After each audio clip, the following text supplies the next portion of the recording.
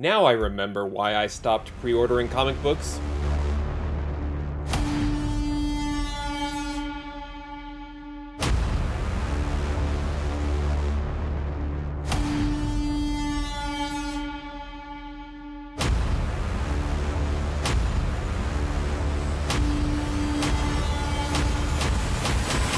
Hey there, today I have an unboxing video, and in this video I'm going to open up an order that I received from Things from Another World.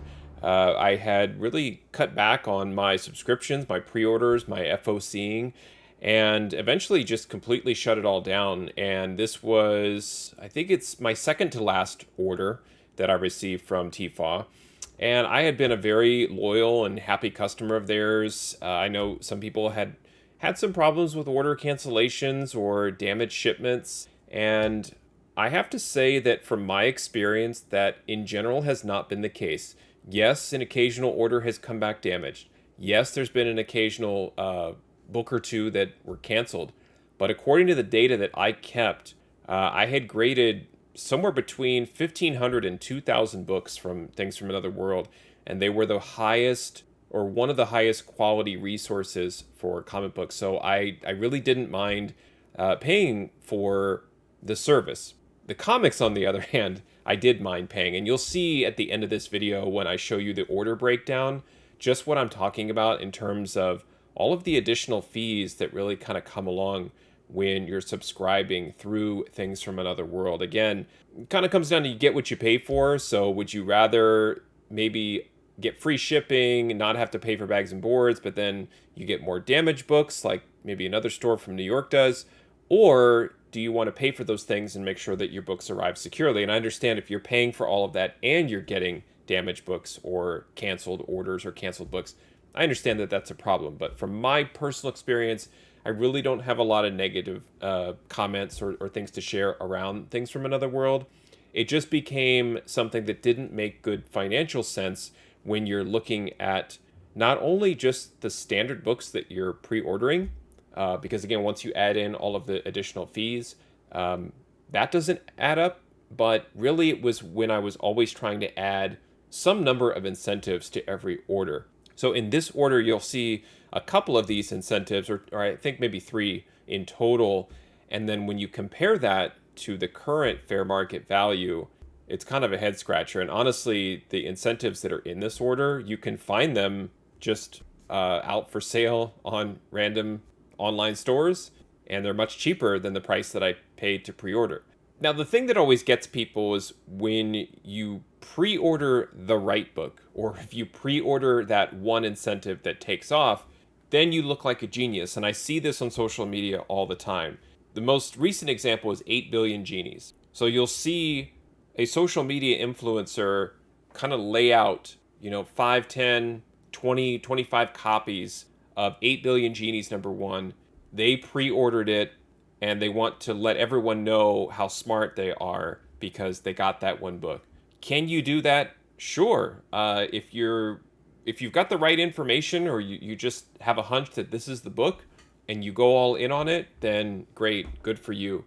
But if you sort of maybe blanket the pre-order, if you're looking at some sort of new release guide and you're just buying maybe 2 or 3 copies of a lot of books, most of them are not going to pan out. And it kind of comes down to your skills as a speculator, as a gambler, if you're going to go all in on that one book. Same thing with the incentive. You could certainly look at a cover that is available for pre-ordering, and you just kind of know based on your judgment and what you like that's gonna be the one incentive that takes off. But there's a book in here that I not only pre-ordered from TFAW, but I pre-ordered from another store, and I just got that one book. And when I saw it, I was like, this is a no-brainer. This is a great looking book. The timing of the book, in terms of the title and the content, I've just felt like it was going to perfectly align to just pop. And I was wrong. So it's not always a sure thing. So the point that I'm trying to make is, if you end up finding that one book with a pre-order, great. But honestly, you could just pick it up on the secondary market and pay a little bit as the book continues to go up. As influencers continue to push and hype that particular book, maybe it's increased, maybe it's double.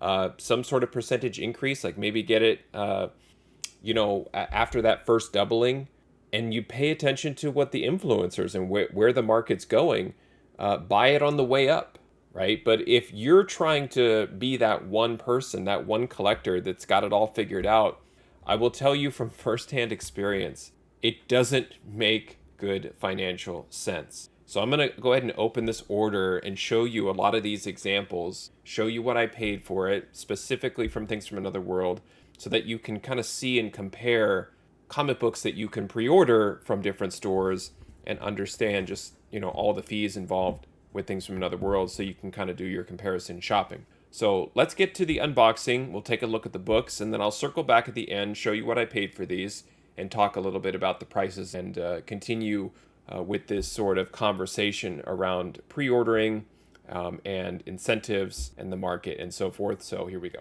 All right, here is that order from Things from Another World. This was an order that was shipped around June 8th, 2022.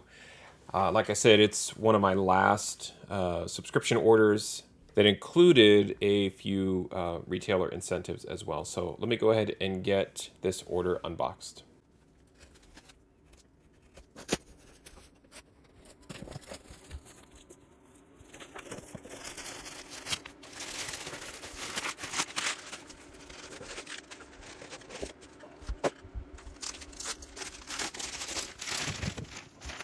All right, nice, healthy stack of books there. Should be 18 in total. And let's get to it. I know it went fast, but in the packaging, it was just a lot of paper bags. But for whatever reason, I've had pretty good luck with Tefal, and I'm just sort of looking at the bag and board here in reverse. Necessarily see any damage, but let's check out the books. First one, this is Alien number 12. This is the Derek Chu variant. I wasn't subscribing to Alien, but had some books and just loved this one. Not much else to say other than just a great cover by Derek Chu. Amazing Spider-Man 3. This was something that just fell under the subscription. So as you're subscribing to series on Things from Another World, you would just select Amazing Spider-Man, and then any book related to Amazing Spider-Man comes through in your order automatically, and you do have a chance to add the alternate covers, not the retailer incentives, but if there's just open order variants, you would get those as well.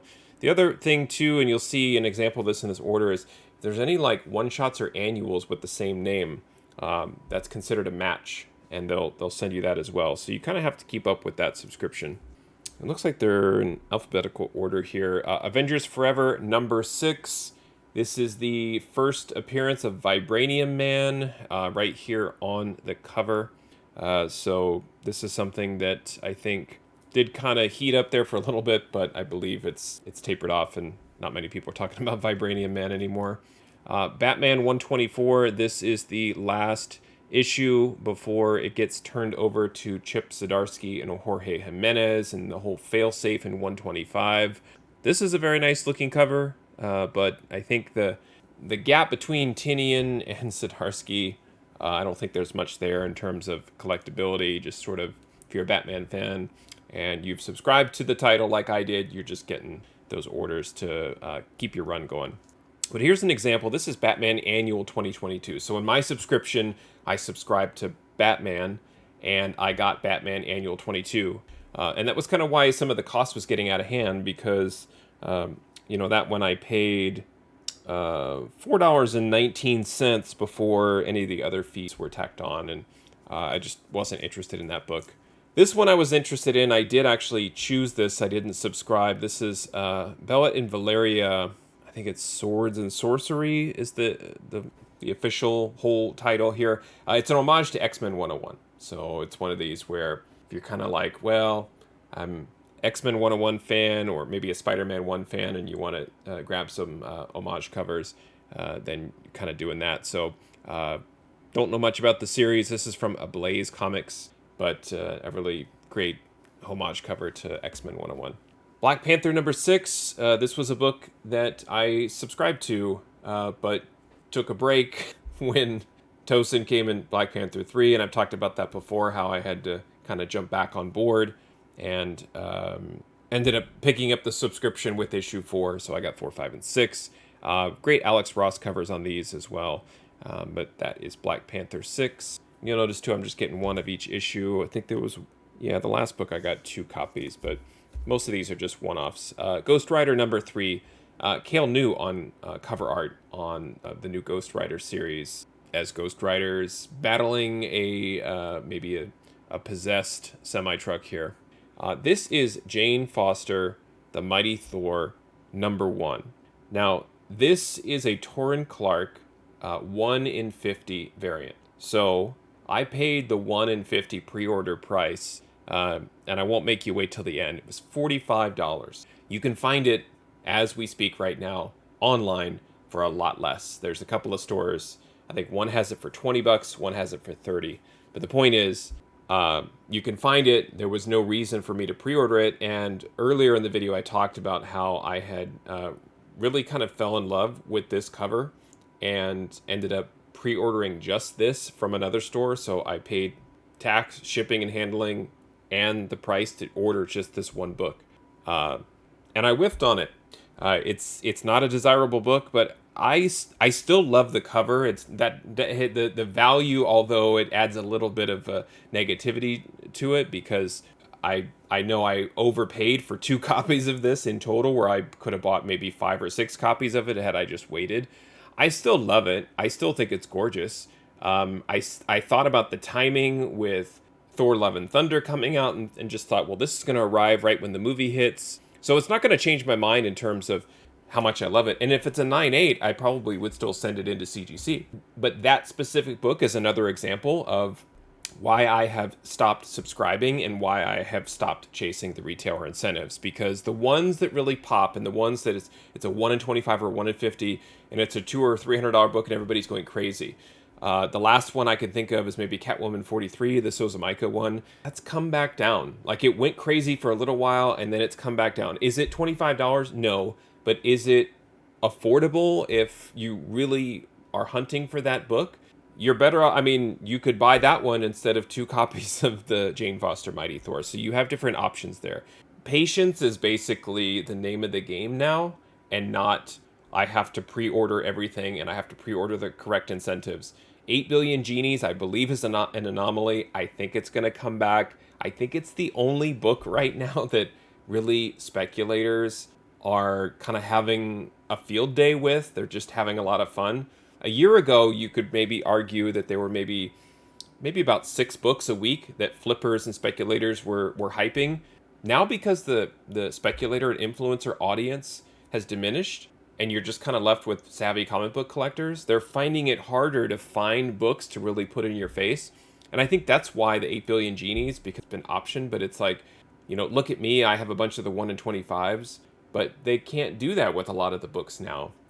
So I think that's why you're only seeing maybe 1 or 2 books really take off. And a lot of these other books, maybe if that book came out a year ago, somebody's hyping it up to $100, but right now it is what it is. In this particular order, Miles Morales 38 came out, and I got 4 Miles Morales 38s, 1 of each of these variants. So this is the cover A. So this just so happens to be done by the same artist that just did the book I showed you, Jane Foster and the Mighty Thor. It's Torrin Clark, Miles Morales. This one I kind of went big on because we've got, I believe it's the Spider Smasher, Billy Morales on the cover, fully grown. So it was one of those where she's on the cover, so I kind of want to pick it up, along with just Miles being a great character and a great story. And so I went for the incentives on these. This is the Billy Morales Spider Smasher design variant. This is a 1 in 10. And again, I'm paying the Things from Another World pre-order prices. And they had also adjusted the prices a few months ago, 2 or 3 months ago, where you used to get a book like this for $7.99. It was $9.99, and that's a pre-order.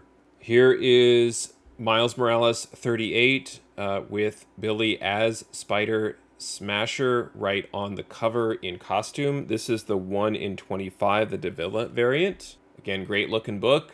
Happy to have it, but did I need to buy it and purchase it and pre-order it back whenever I did in April? No. I didn't. And this too was I paid at ratio for $25 for a 1 in 25. And the last one, I've purchased this one before. This is probably my favorite. It was just an open order. This is a Miles Morales Spider-Man number 38, the Jen Bartel open order variant with Billy Morales on the cover. I think this is an amazing cover, great cover to a great book, and really just kind of went all in on Billy Morales there.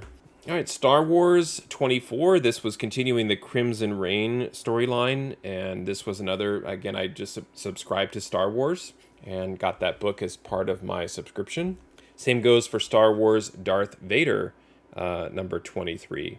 And I picked up I think I have a copy right there, the Sprouse variants, because it was featuring a lot of characters that's the Bad Batch on that cover. A lot of characters that hadn't been in the comics, so it's like it's a first cover appearance. I'm really curious to see, now that we're seeing Mandalorian and Grogu, Din Djarin, the Mandalorian. I'm curious to see, now that they're starting to appear in comics, if those Sprouse variants are going to be the ones to get, or people are going to just throw those aside. You kind of never know on those. I picked up a bunch anyway, and I wanted to make sure I got the Sprouse variants. But some other characters, Reva, the Inquisitor from Obi-Wan, she's another example of showing up on the Sprouse variants before she's in story or on a cover. I don't quite understand it, but it forces Star Wars nerds and collectors like me to have to get them all. So I'm sure that's why they do it. Thor 26. I stopped reading pretty much everything that Donny Cates wrote. And no offense to any other creators, but this is a Gary Frank cover, and regardless of Thor and Hulk or Thork or whatever you're calling this character, Gary Frank is amazing. I mean, he's just awesome. So it's a great, even if it's just a one and done mashup sort of thing, what a treat to get Gary Frank on the cover of Thor 26. And this is Banner of War Part 4. And the last two books are the same book. It's Venom number 8. I don't quite remember exactly why I got two, other than there's Kang on the cover. But another great creative team, Al Ewing, Brian Hitch on this one. And again, don't remember exactly why I picked up two, but this was the only book that I got multiples of. Everything else was the same. And the reason I added this during an FOC because I maybe heard something about the story or the fact that Kang was in it. And what that did is it added, obviously, a +1 to my subscription because I was going to get that book anyway because I was subscribing to. All right, so those are the books. Let's see what I paid for this. And then, again, I'll talk more about, whether or not it makes financial sense to kind of pick these up when you start looking at all of the other costs involved to get these books from Milwaukee, Oregon to my house and see, like, is it worth it? All right, here is the order I placed with Things from Another World from June 8th, 2022. The entire order cost me just a few pennies under $160, and I ended up taking bag and board service, which if you look at their order invoice, their math is not correct. I don't quite understand it, but they charge you to bag and board any of the books that are not incentives. So it was an 18 book order, but I got 3 incentives, so they charged me to bag and board 15 because I guess they'll send you the bag and board with the incentive. I don't understand the logic, honestly. I understand wanting to protect the incentives, but I want all my books protected. But at any rate, in order to kind of make the invoice work, I had to adjust the bag and board service down to $2.06. I think in the invoice it said $3.50, which I didn't understand. Shipping and handling was $19.51, tax $13.56, and that's how the order became quite expensive. So just kind of, if you're doing the easy math in your head, it's about $35 in terms of tax, shipping, and additional bag and board services. That's where it gets a little bit ridiculous. Okay, so an 18 book order. Again, I added those costs and fees, distributed them across the order to make sure that my math is correct. It's because I want to attach the cost involved to each book. So my math's right at $159.85 total. Okay, so let's start looking at some of the fair market values here. So with these books being pretty much brand new, there's no CGC value. So that's just going to be zero. There's these books haven't had enough time to be in the market to be sent out for grading. So really the only comparison that we can do here is column U, the fair market value as provided by cover price versus the total cost. You can see here that it's essentially a loss of $56.29. Now, I understand with these books being relatively new, does that really matter? But it does, because if there were any books in here that have really popped in value, then it does make a difference. So Avengers Forever #6. Were you on Instagram looking at all the people saying, I've got 20 copies of the first Vibranium Man and you're all suckers because you didn't pre-order? Those are fascinating posts. It did go up to $9.51, but the book's been out for, a few weeks now, I think. It's not a $20 book. It's not a $40 book. It's just a $9.51 book that's probably trending down towards cover price. But that was the big winner for me, was that one book. It essentially doubled.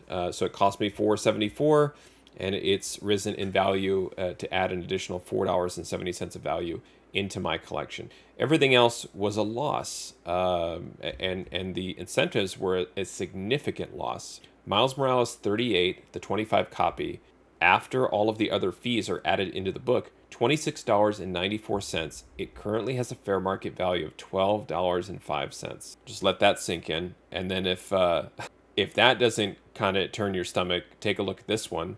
It's even worse than I thought. I was reporting where I can find it now if I want to buy another copy, but the fair market value of Jane Foster Mighty Thor #1, the 1 in 50 Clark variant, the fair market value is $15.42. I spent almost $47 to acquire a $15 book. Between those two incentives, that's really where it's dragging the overall value down. So let's make this just a little prettier again to prove my point around why I'm no longer doing this, because this just does not, it just does not add up when I'm trying to be super smart with my money. So let me play around with these numbers here just for fun, so you see kind of what I'm talking about. What I want to do is find the incentives and simply just take them out of the order. All right, so there's the 25 and the 10 copy of the Miles Morales and Jane Foster. So if I just said no more incentives, I'll just subscribe to the regular books, it's still a loss of $6.93 without the incentives, right? So it's not just because I overpaid from the incentive standpoint. You're just getting hammered by all of these additional fees. The bag and board service, let's change that to 0. Shipping and handling, a lot of times you're getting free shipping. I know when I had done a little experimentation pre-ordering from Dark Dominion Comics. So on that one, I was paying no tax, but I was paying shipping. So it's usually one or the other. So let's say that I had to pay tax as a California resident, but for shipping and handling, bag and board, it's 0. So my total cost went down to $138.28. So I'm just taking the bag and board service and the shipping and handling out of the total cost of each book, and then I've taken out the incentives. Now if we go back, it's an $11.05 gain. So this looks a little bit better, like, oh, I gained $6 on the first Vibranium Man. All right, good job. Oh, look at this one. The Jen Bartel Miles 38, $2.53 gain, right? So then I sound smarter. I feel like I was smarter with my money, and I feel better about the order, honestly, because, some of these are around cover still. Batman Annual, I said I wouldn't have ordered that. I paid $5 for it. Fair market value is $5. Like, okay, it's not a complete loss in terms of value. 30-cent gain, 45-cent gain here and there. Really not a big deal. Again, Venom 8, don't remember why I did, but lost 50 cents on each of those, and so on, right?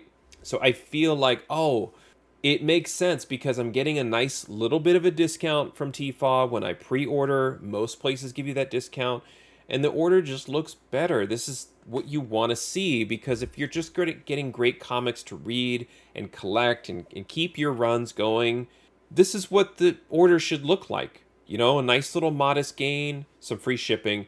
Instead, I'm just going to undo everything I changed here and put it all back. Instead, it looks like this. And it looks dumb. It looks messy. You could argue, well, The order's fine. It's just you're wrong and you're bad and you can't pick the right books and you can't pick the right incentives. And I'm like, okay, well, fair enough, but it's difficult to do. You can sit there with a giant previews magazine and flip through it and just go, yep, 8 billion genies #1. I'm gonna get 50 copies. And I see the Jane Foster Mighty Thor book, and it's awesome. It looks great, but I'll get that later. I'm sure that one will be 15 or 20 bucks. It doesn't work every time. Believe me, there are times where I see a book and I'm like, that's the one to have. The other thing, too, is you can't always find the incentives on Things from Another World. I have to continually check there, or I guess I did, have to continually log in, search, and there was some methods I used to try and find them, but for the most part, you have to stay on top of which incentives are hot, not week to week after release, but week to week after they're first available for pre-order. And a lot of times those incentives get on people's radar around FOC because there's like 58 different resources between social media and YouTube and so on that are all talking about FOC. So then you see FOC and it's like, hey, I recommend this 1 in 25. You're like, okay, I have about 48 hours to find this book to pre-order from somewhere. And you go and a lot of them are, the pre-orders are sold out. The pre-order bundles are sold out. Whatever the case is, you can't find them. So you have to even be savvier to get something locked in months and months in advance. And sometimes when you do that, something like a place like Things from Another World, they're going to lock in your order and you can't change it. You can't undo it, or maybe it's a cart drop or something. There's different rules for different stores. In the end, it's a game that I don't have time for. And with time is money being kind of one of the sort of pillars or the foundational elements in terms of how you really want to approach this hobby, this is not worth my time, and it is absolutely not worth my money anymore. What is worth my time and money right now is identifying back issues that are easier to find, that are valuable when graded, and then circle back with some of the new books if there's some attention being given to them, proper attention, and go ahead and pay for it. I would rather have basically just ordered a few copies of the Jen Bartel Miles 38, maybe one of the Torrin Clark cover A's, maybe a couple of the other books. That Alien 12 I still think is a ridiculously super cover.